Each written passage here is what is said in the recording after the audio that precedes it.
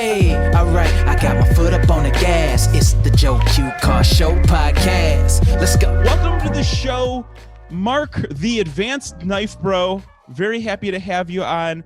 He has a YouTube channel and has amazing kind of dry humor reviews of EDC gear, anything that cuts, and nutsack bags and flashlights and all kinds of great content. Definitely go check it out after you watch or listen to this, or you could pause this and go check out his stuff. That's cool too. Mark, tell the listeners, what cars are you driving right now?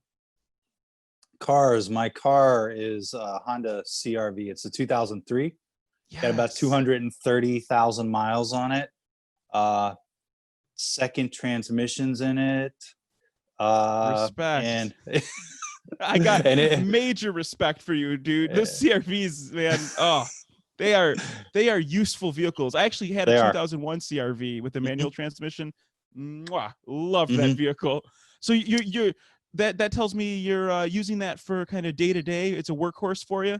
Yeah, drive to work, commute to work. Has a trailer hitch on the back so I can haul stuff. And on days where I'm not taking the kids to school, I drive my motorcycle, which is the get up and go, and kind of gives me the little escape from the CR-V times. Understand? Yeah. When you have a CR-V, it's nice to have something else that gives you some sort of kick in the enjoyment. Butt. What kind of bike do you have? It's a 2010 Triumph Bonneville. Yes, man, what a cool. See, we all knew we liked Mark, the Advanced Knife Bro here, but that just seals the deal. Why did you go with the Triumph? So it was my dad's motorcycle, and it's the motorcycle I learned to drive motorcycles on, and it's basically the only bike I've ever ridden. And he gave it to me, and it has classic looks. It's really fast. I enjoy driving it. Good memories of being with my dad and driving, and he would drive on his he had a 2008 Triumph Rocket 3, which is like it's a big ass bike.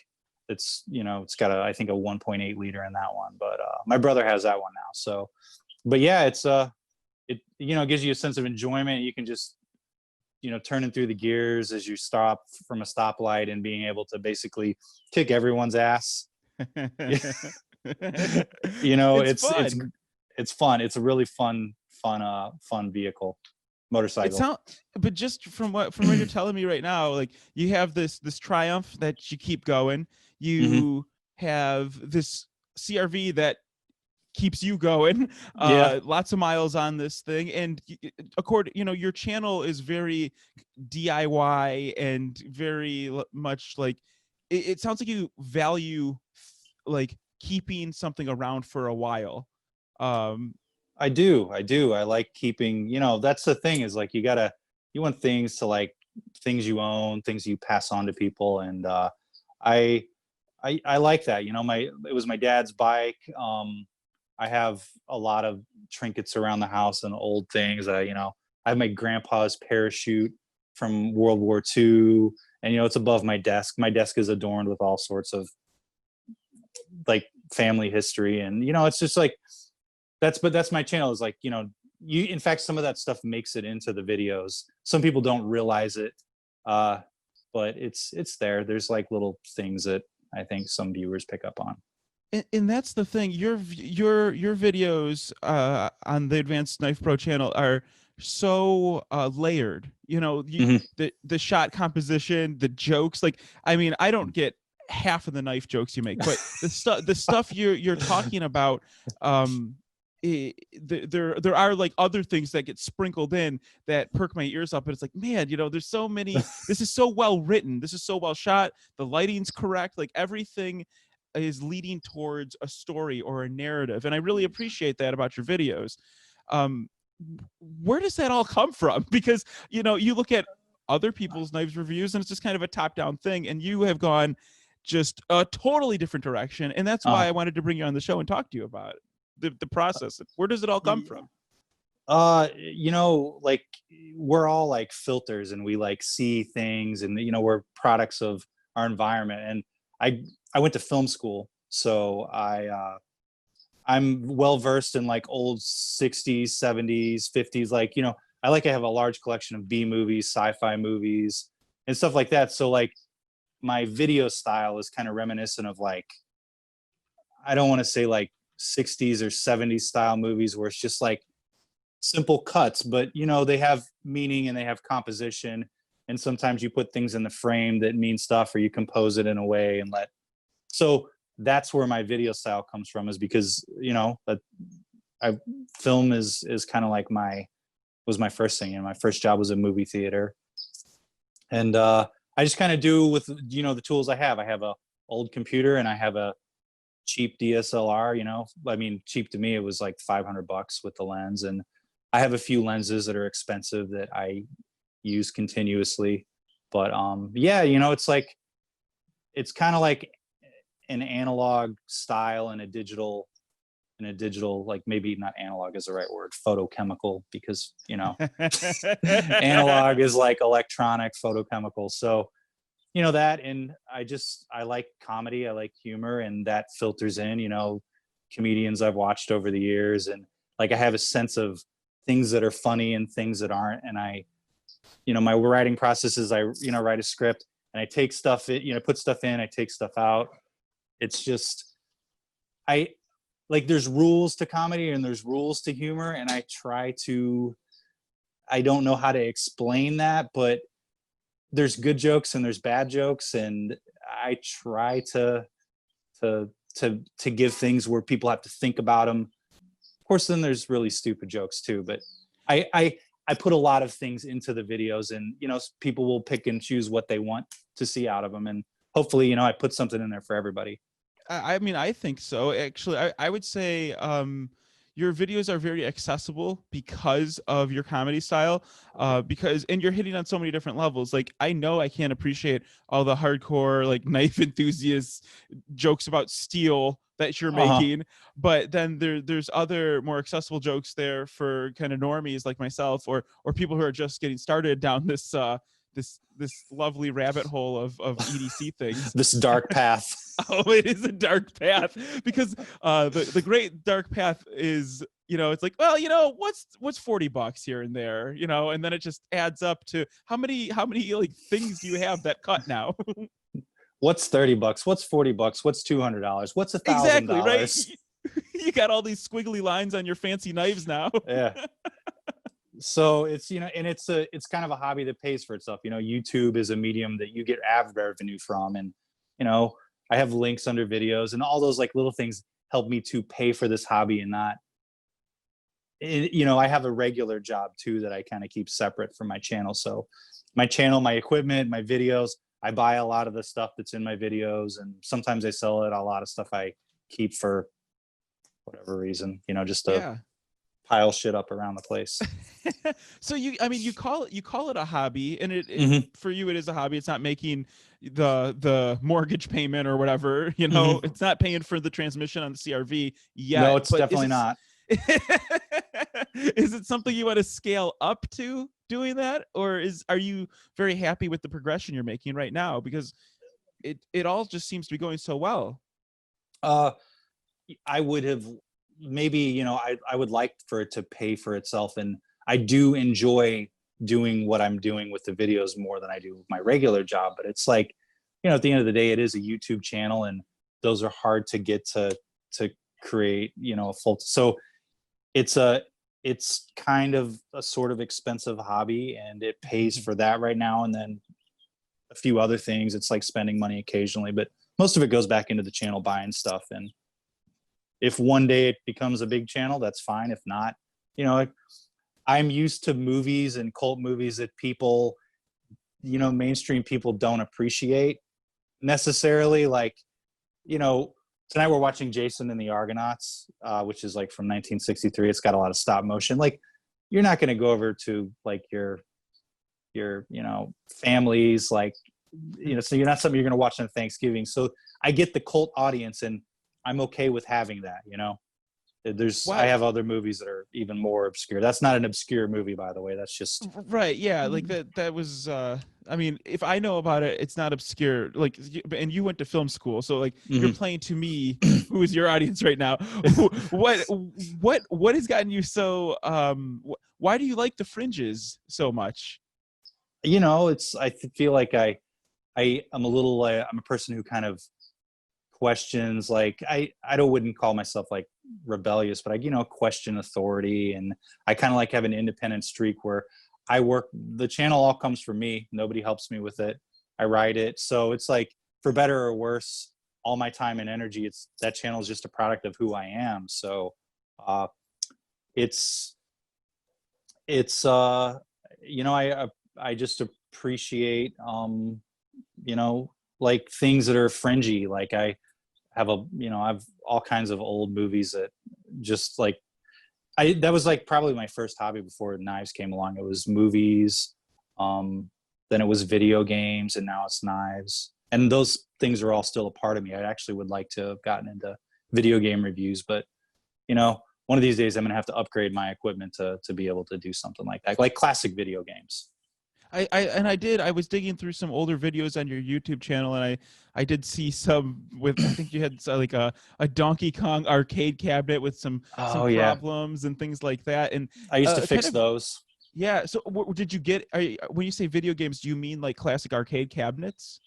Both that and I had arcade cabinets for a while. I had a few pinball machines that I never got running.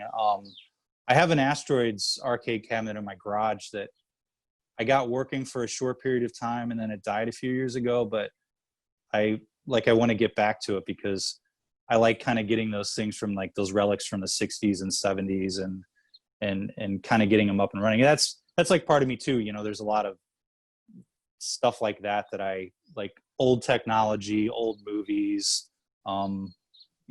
things that have character and age to them. So yeah, I have probably 600 classic video games, like in television, Nintendo, Super Nintendo, Atari 2600, and most of those are actually hooked up. I can go play them right now. So it's like It's a matter of time. I'm a tech guy, so like I know how to make those things work. I have surround sound systems, and like the channel is an extension of my knowledge of microphones and cameras and stuff. Well, I could see that because you have videos going back from like 2009 about Audio Technica ATR 55s and things like that. Just like old audio, well, now old, but like cutting edge audio gear of the time. Like, yeah, it's just old. Like that's the stuff that I did, and like at that point I didn't understand what YouTube was. I think maybe around 2013 or 14 I kind of started experimenting with like product reviews to see.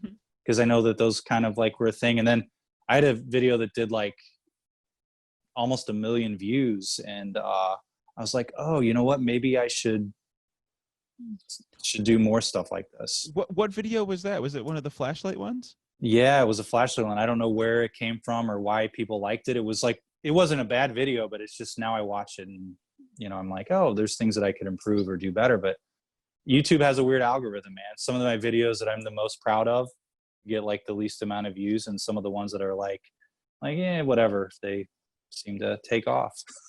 It is weird. Do you think it's weird to kind of base your hobby around this like weird distribution system that we have not that much control over?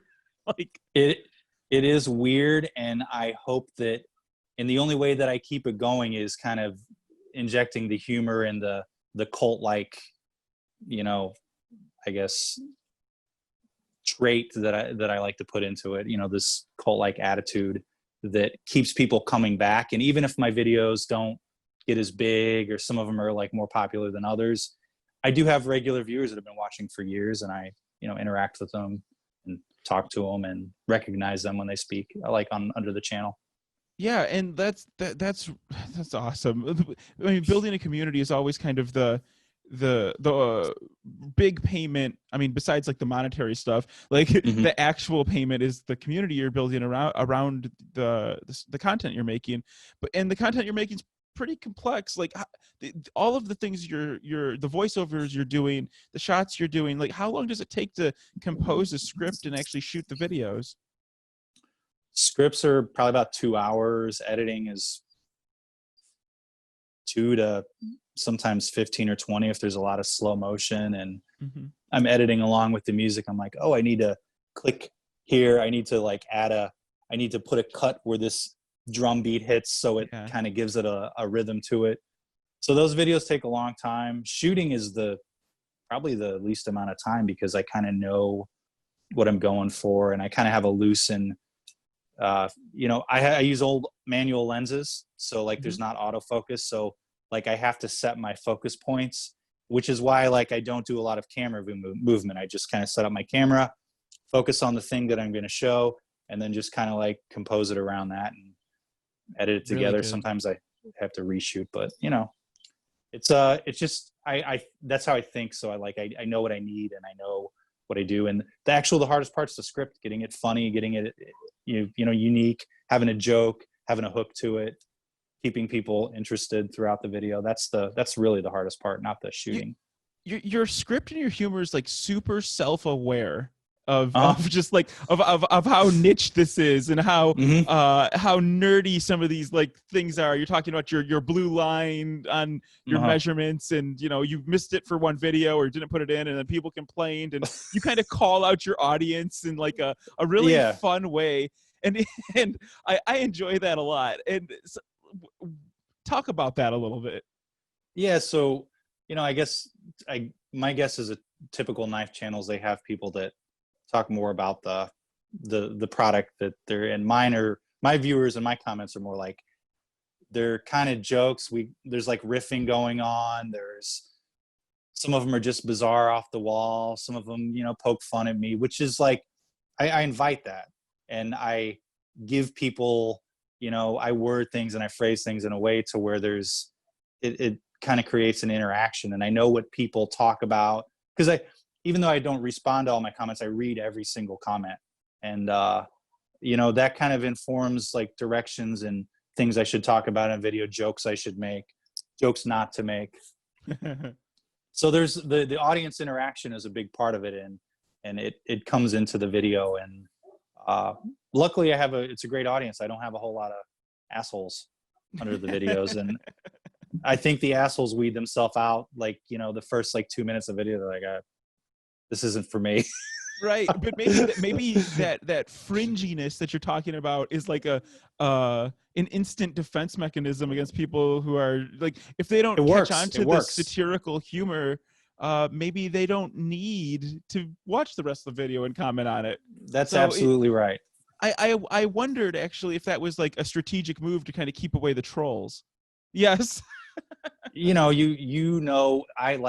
I've been on the internet a long time. I'm 41 now. So like I've been around since I've been members of forums, like video game forums. And like, I know how people interact on the internet, and I understand that. And I know what people are going to talk about. I know the things people troll about. I know the things, it's just, like I said, my time on the internet, all that stuff, that experiences have informed the videos and the way I interact with people. And if you would ask me like 10 years ago, like, would you have a YouTube channel about knives? I would have been like, I have one pocket. I have a Leatherman. I'm sorry. I have a Leatherman that got me from film school in 2002 all the way to 2010. That's the only knife I had. So. Wow. That's, and it kind of ramped up really fast then, because I mean, well, I guess, I don't know, it's 2020 now. So over the last 10 years, you just started collecting. What made you kind of switch into the knife thing? I like outdoors. I like camping, and have you seen the movie Moonrise Kingdom? No, I have not. I'm sorry. Okay. So it's a Wes Anderson movie, and it's about like this classic, like the Boy Scouts from like I want to say it's the 60s or 70s. It takes place in another time. So like that whole old camping, like when I was a kid, I grew up in Missouri and Arkansas, and camping and fishing and hunting, those were all big parts of it. And like I was in Cub Scouts, and I think that everyday carry gear and like this, these like layouts where you have your gear that you've had for years and stuff like that informed like, oh, I like, flashlights, camping, knives, outdoors, like cookouts. And so that kind of is part of like this thing that I enjoyed, as a kid. And I was like, oh, I could make a channel out of that. But then there's like this whole bizarre B movie fascination I have, where I have off the wall humor. And it's like I said, it's like this whole mishmash. And like, you can't really sum up what the video is like, why it exists with just like, is it he into knives or is he into whatever? The outdoors, the camping, the being out there in nature, what appeals to you in all of that? It's just like, it's calming. It's, the breeze, the air, the way the air smells. Like I like, cooking over an open fire at a campsite, and just like being outside. Like when I was a kid, we had like a farm. We lived in northern Arkansas around lakes and rivers, and we were every weekend and every week we were out on the river fishing. And it's just like calming to be outside. And my job as an adult is I'm in cities, I'm in buildings, and I kind of like to get back to being outside and a little bit of the calm, getting dirty, like sitting there at a campsite with like, you have fish guts and sweat over you for fishing earlier in the day. It's the end of the evening and you're cooking your meal and it's half burnt. And and then you're like sweating because it's like 80 degrees outside or 90 degrees humid in summer. stuff. It's humid, the mosquitoes are biting you. It's like it shouldn't be enjoyable, but there's something about it that is. And it's like the pull of the outdoors. It is. I think it's a primal thing. You want to be, especially if you're stuck in a polo shirt and just walking around with, and the only thing you have is your Leatherman or whatever. Like, I can see you wanting to break out of that and just really experiencing the total opposite on a long weekend or just any weekend. I had to wear a suit for one of my jobs for like 5 years. It was miserable. Man. I worked in understand. DC. I mean, I haven't had to wear a suit for my job in like a year and a half, thankfully. But man, I look so good in it, though. It's a double-edged sword. The thing is, like, when you have a job that kind of puts you in a box, I feel like it's a natural thing to want to get out of that box. And I feel like that kind of thing you're just describing was so visceral. Like it made me want to go camping right then. It really did. Yeah. It's those experiences, it's like camping is like one of those things where there's like this idea of it, like, it's like you're the mountain man in the outdoors, but there's a lot of dirty, gross, but there's something about it that you just kind of like. And that kind of goes into my videos too. Like with, I take the knife and hit stuff in a stupid, like it's absurd. Like I hope people understand that these are not things that you really do with knives, but it's just, I need stuff to fill the time. I need things to fill up the part where I'm talking. People kind of want to see a little bit of a review, so it shows you that it doesn't break when you hit it. I cater to people who want the absurd, and I cater to people who want a straight review. I need those audiences to kind of to have an audience. I need those people to watch the videos, both types. And I think, that's when I found your channel. Was I'm looking through all these different reviews, and I was actually looking for my first multi-tool, and you had a review on like, it was like a Victorinox Spirit X or something like that. And I was like, yep, these are the reviews I've been looking for. Like, oh my gosh, finally. So my wave, yeah, my there you go. Opener. Oh man, that's what it is. But yeah, so like that was that was, I think, probably the first review I saw yours. And it just was such a departure from every other kind of EDC video, because I think every other EDC video I'm seeing is like very tactical kind of a thing. Like there's a lot of people ridiculous, isn't it?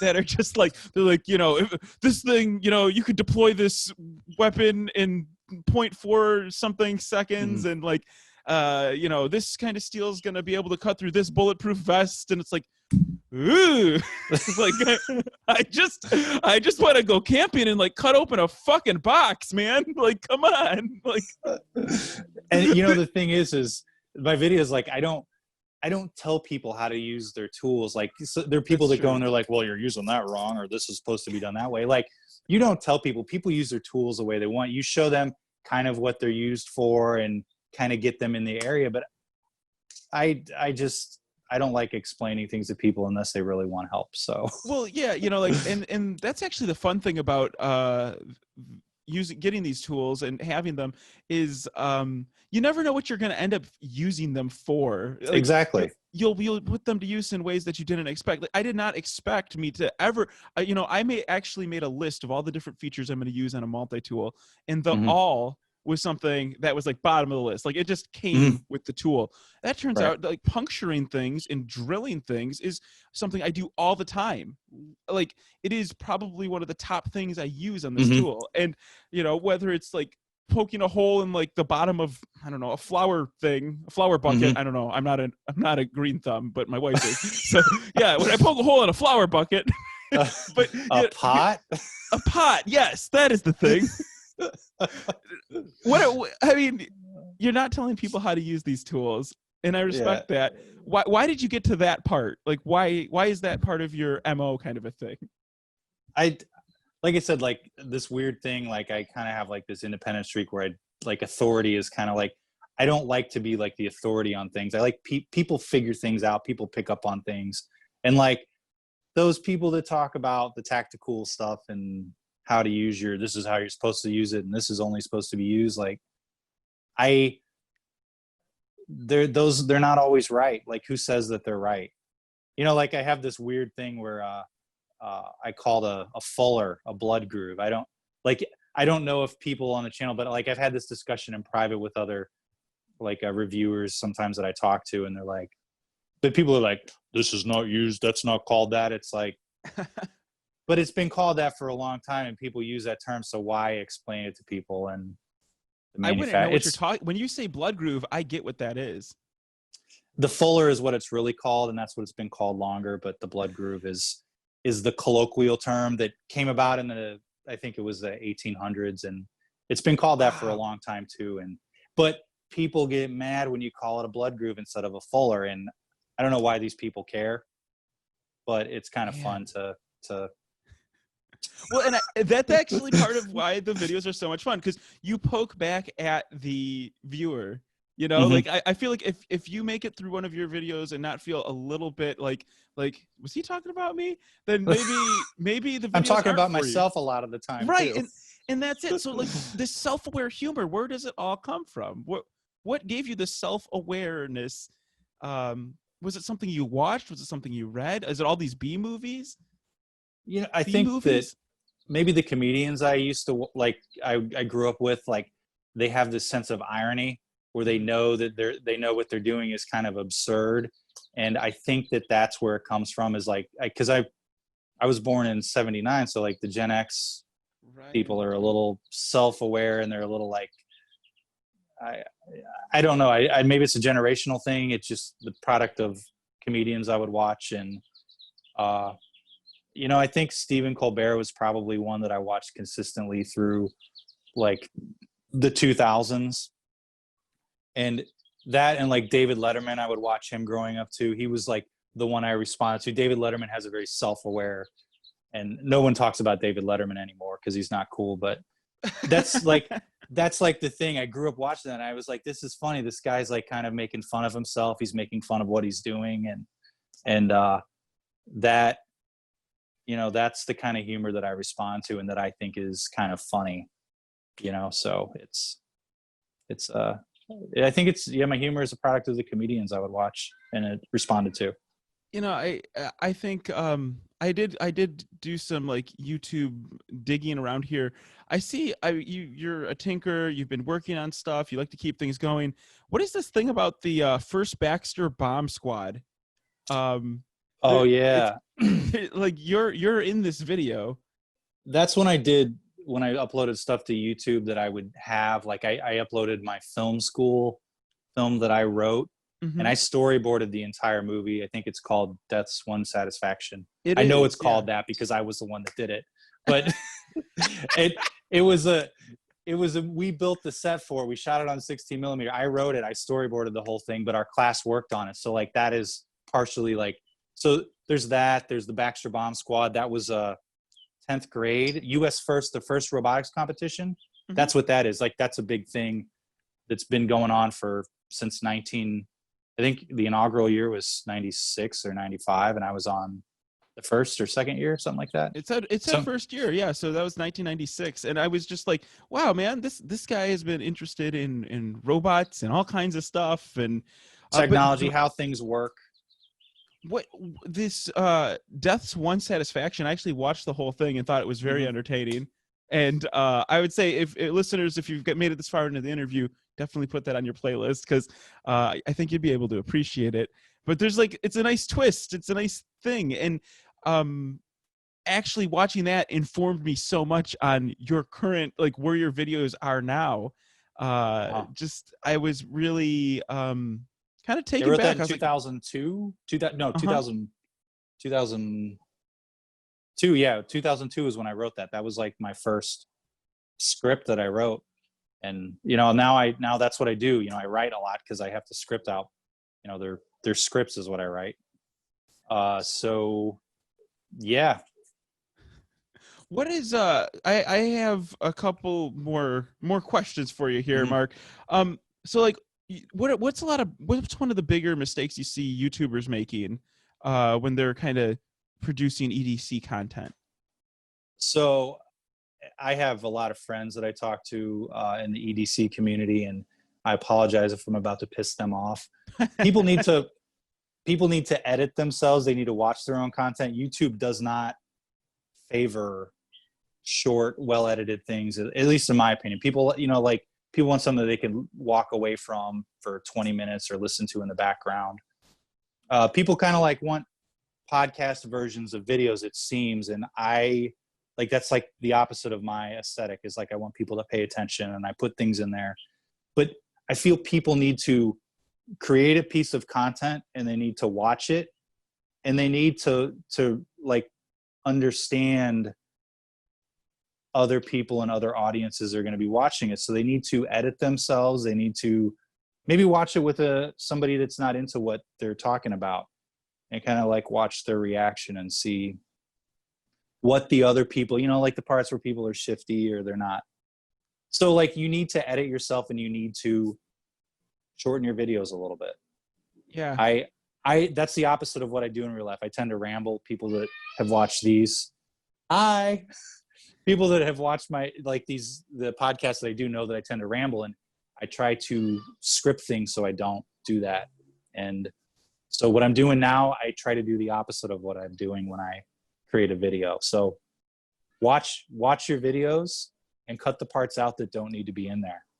So do you have your own focus group built in with your family? Do you because you alluded that your family might not be into, EDC stuff as much as you are. So my brothers watch it, I believe. I think okay. I have friends that watch my stuff. I don't like to watch them watching it around me. It's like this weird thing I have. Like I generally don't go back and watch my videos, but I do notice when people, I feel like I do a lot of my own editing, and I know what people like and don't like after having watched them watch my stuff before. And so I don't really have a focus group that I force to watch my videos. That would be painful. I wouldn't want to make anyone do that doesn't want to watch them. But I know what I like and what I don't like, and you're probably your own best critic sometimes, and take out the things that you think that don't need to be there. Like there's a thing inside that's like, that doesn't need to be in there. Take it out. I think, I think that's a muscle that you might have that other people don't, because it's something you do all the time though. Because, anyway, so when, if you take everything away, all the EDC gear, all the camping, all this outdoorsy stuff, what do you do besides that? What else is there?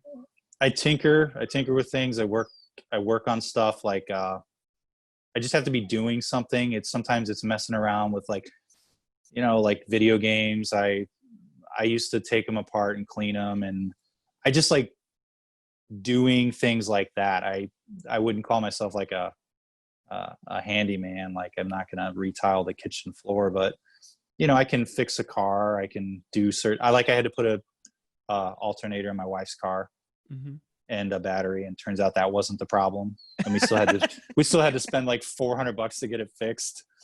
But you got, I put an alternator in there, and it was no worse than before I put it in there. And now you know that alternator is good. Damn it. It's the shiniest thing under the hood. So, oh my gosh. I used to, when I was younger, I used to really be into cars, but I realized that I can't afford them, and I can't afford the ones I want. And cars became more of a utility than a passion. And to be honest, I don't like working on them that much. Like I skin my knuckles, the blood comes out, the grease gets in and it's just, and it takes you hours to wash all the oil and the goop off. So, you know, but yeah, I'm a tinkerer. I like doing things. I like fixing things. I got a garage, and sharpening my knives, just playing with them, fidgeting with them, you know, like just sitting out there and doing stuff like that. But that's great. That's me. That is. And I'm really glad that we had a little bit of time and we were able to carve it out of your schedule here. Obviously go check out Mark's channel, AdvancedKnifeBro, on YouTube, and also on Instagram now. You're doing giveaways. You're kind of, I feel like you're kind of branching out more, right? Yeah. So like I do beer reviews because I like beer, and my beer reviews are an excuse to make a bunch of stupid beer jokes. You're not going to really get like what tastes like a good beer to you does not taste like a good beer to somebody else. And they're more of an excuse to just I only drink craft beers that are locally sourced. So, I mean, my tastes are totally different. Yeah. So, but I, like I said, I would like to do old video game reviews and stuff. Like I want my channel to be a reflection of who I am. And, you know, the knife and the camping stuff is like kind of a small part, but, you know, I need to invest in a better computer, and all my gear is old. So yeah, I do. I branch out. I'm trying to do like different styles of videos. I really want to. I've been saying that for years, and sometimes it's hard to get out of that rut. Yeah. Well, I don't think it's a rut. I like your style. When you bust out the ColecoVision, you let me know. I have a ColecoVision. Is it a ColecoVision? No, it's an Intellivision. I don't have a ColecoVision. I have a ColecoVision game though. I have games. I don't have the system. I understand. That's the thing, is part like of I know collecting. things that I have. Yeah, I collect things. That's what I am. I'm a person who collects things and maintains those collections of things in a sometimes disorganized way. And then you make YouTube videos about them, and then I make YouTube videos about, and people enjoy them. Like that's what I make YouTube videos for, is for people to kind of enjoy and laugh at something that they kind of have a sort of interest in. And that's, you know, that's my niche. You're not going to get like super technical information. You're just going to get a good way to pass like 15 or 20 minutes. But the thing that I know and love about your content is, you know, we might not go there for the super technical information, but you know it, and you can rattle it off if you needed to, because if I need to, if in order to make a script so tight and so well put together, you need to know the details that matter and don't matter. And you definitely do that on every one of your videos. I try to. I know some people would probably disagree. Like I know I definitely have friends that know more about those things than I do, and they'll be like, kind of. Everybody's there's always somebody out there that knows more about you, that knows more about the subject than you do. It doesn't matter if it's the thing you're the best at. There's always somebody out there. That's the rule of life. It is. It is. Rules to live by, really. There's always a fucking expert out there. I thought I was the expert. No. Yeah, well, no, you're not. I'm the expert on you not being the expert. Oh my gosh. All right. Well, thank you so much for coming on, Mark. It has been an absolute pleasure. I hope you get to watch so many B movies with your family. Thanks again. And if you did I miss anything as far as plugging your stuff? Oh, no, I probably do a bad job of plugging my stuff. People watch it if they want to, don't watch it if you don't. I'm not a, it's, watch it if it's your thing. I have an Instagram, follow me on Instagram, follow me on YouTube. Don't follow me on Twitter. I don't ever do anything there. Follow me on Instagram if you want to keep more up to date on me. YouTube is, sometimes sporadic, but I'm always on Instagram. Oh man, you took a great picture of so many cool Victorinox and Swiss Army knives the other day. I was like, yes, this is my jam. I've had those for a while, and I was like, oh yeah, I need to do that. I have collections of things like knives and stuff that I've never put in videos, and I need to get around to it, and those are one of the things I need to get around to. Awesome. Yeah. Well, thanks again. No problem, man. Thanks for having me. Thank you, and I hope you enjoyed this episode of the Joe Q Car Show. To gain access to our exclusive after show, known as Reaction Time, cleverly named, I know, head over to patreon.com/JoeQCar, and you'll get to hear our behind-the-scenes thoughts, get some follow-up questions, get some tidbits we left out of the show as little extras. And in addition to the Reaction Time after show, you'll also receive a bunch of other benefits. You'll get behind-the-scenes updates, maybe some stickers, advance notice of who's coming on the show. You could even hang out with me if you're at that tier. There's a bunch of different things. Please go check them out. It's all at patreon.com/JoeQCar. Thank you so much for listening. I can talk all day, so until next time, goodbye for now. Thank you for tuning in. Let's go. This is the Joe Q Car Show. You know right now I got a full tank. So if you ready, we can hit the road. Ayy. Old school, it's the best. Mixtapes on cassettes. Keep the rims so fresh. Yeah. Electric cars, yeah, they the bomb. Racing cars, Formula One. We love it all. So if you love the episode, come back for another.